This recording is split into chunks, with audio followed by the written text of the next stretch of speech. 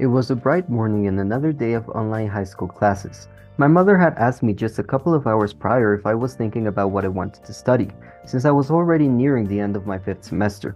I nodded and said, "Obviously, Mom, I'm looking into it," avoiding the conversation that was sure to ensue.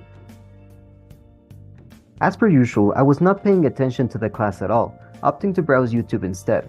Suddenly, I found a video that caught my attention. It was a tutorial titled Basics of Programming with Python. I watched the full 3 hours of it, completing all the exercises and even making some footnotes in my computer. I actually watched all of it, I thought, surprised that my attention span did not yield this time. I realized that I must really enjoy programming, but there was no way I could choose this as my career. I knew about the rumors of it being extremely difficult, and I wasn't particularly gifted in either logic nor mathematics. I don't think I'll last, I thought. Despite my doubts, I decided to place a software engineering career as my first option. A couple of days later, I received a text message from a childhood friend of mine by the name of Eduardo. He asked me if I still remembered him and if I wanted to hang out. Naturally, I accepted. We went to party and I spoke a lot with him.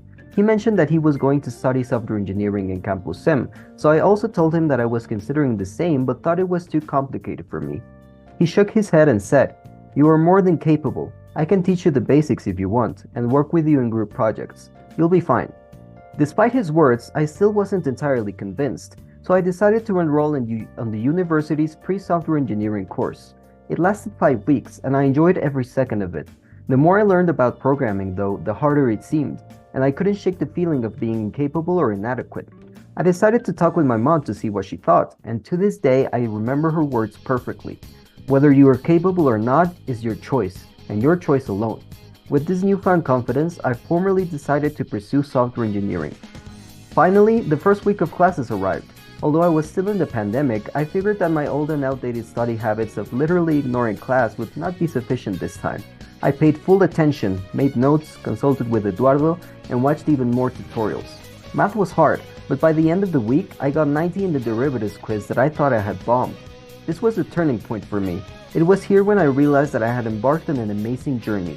I swore to myself that I would continue the path to being a better student, programmer, and person. After having found my resolve, I rode ahead to continue my university life. The first 3 semesters were extremely grueling, especially after transferring from a remote format to classes in campus. On top of this, though, some of my biggest personal challenges started to manifest with every passing assignment or exam. Perfectionism, poor time management, low self-esteem and self-worth. My thoughts would betray me. A 90 isn't good enough. You are a failure. If you had managed your time better, you would have gotten a perfect grade. Rooting this out was impossible, but I pushed through despite them. Sleepless nights, hours of studying, sacrificing hobbies, there was no other option but to win, to come out on top, so that's what I did. With the help of my friend Eduardo, I was able to overcome every single challenge, mastering the base engineering subjects with nearly impeccable grades.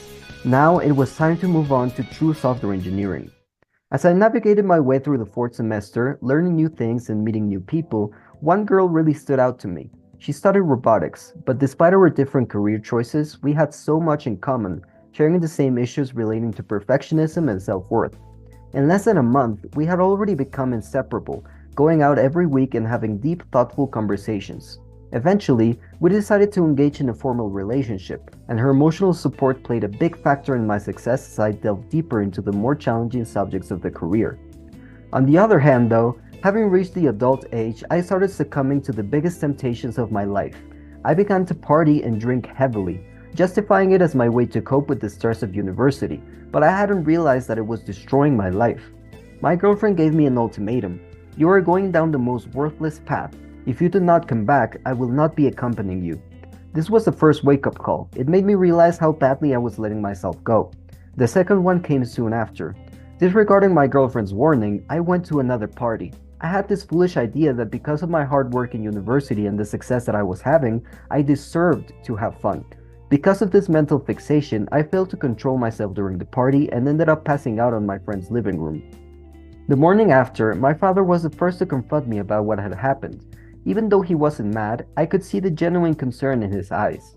He explained how important decisions are as a young adult through his own stories and experiences. He was never a big talker, but every little word he said that day had a profound impact on me. The phrase that resonated with me the most was, "You cannot waste any opportunity that is presented to you. It will impact your life. My mother, on the other hand, was in fact very mad, but chose to guide me instead of belittling me, acting as my biggest mentor in this stage. I still remember what she said to me. Ivan, your life will be as bad or as good as you want it to be. Making mistakes represents human nature, but not learning from them represents human ignorance. After multiple discussions, I stepped away from my temptations, prioritizing my health, family, and girlfriend, as well as my studies and career, regaining my drive and purpose. It was now ready to face the final challenge, the 5th semester project. This was the first big-scale serious software engineering project I had ever done, and in order to ace it, I had to overcome my challenges once again. Looking back, the creature that best represents them would be Baba Yaga, a cunning, unpredictable, and fearsome witch, signifying the perfection I demand for myself as well as the irrationality of my thoughts due to my lack of self-esteem. In order to defeat her, I would have to let go of these thoughts and manage my time correctly. It was not easy, and I doubted myself so many times through this battle. But thanks to the help of my mother, girlfriend, Eduardo, and my other team members, when the time came to deliver it, our project was lauded for being one of the best the professors had ever seen. I had defeated Baba Yaga and overcome my challenges and temptations, becoming a better student, but most importantly, a more centered and mature person. After the end of my 5th semester, I carefully reviewed my academic performance, almost obsessing over how good my grades were. Having achieved success as a university student, I feared returning to mediocrity or underestimating the importance of my future and present choices like I had done before I started university. Around this time, I did an exam that was especially hard, and after receiving what I considered to be an unacceptable grade, 80 to be precise, I just couldn't let it go. After all the sweat and tears that led to my success, why was I failing then? I can't allow it, I thought. These feelings kept bothering me as I remembered the freedom I once enjoyed, before university began, allowing myself to play video games, work out, visit friends, and go out more often. At this point, my girlfriend stepped in to help me once more. She encouraged me to join her on walks, at concerts, to play video games together, and to speak on the phone. Her support enabled me to find the escape I was after. During the first week of my 6th semester, utilizing the perseverance, responsibility, and intelligence I had developed throughout my journey, I was finally able to achieve an unprecedented balance. Going to the gym daily, finishing assignments early, playing video games, and spending time with my friends and family and girlfriend. This balance was something I had never matched before, and frankly, didn't even think it would be achievable, as I usually force myself to prioritize and sacrifice one thing or another. I realized that I had finally mastered both worlds. Now, in my 6th semester, I have achieved a balance, overcoming my negative and obsessive emotions. I am a strict and rigorous student, but I am also a boyfriend, a son, and a fully certified hobbyist. I no longer fear inadequacy, and I am at peace with whatever the future holds for me.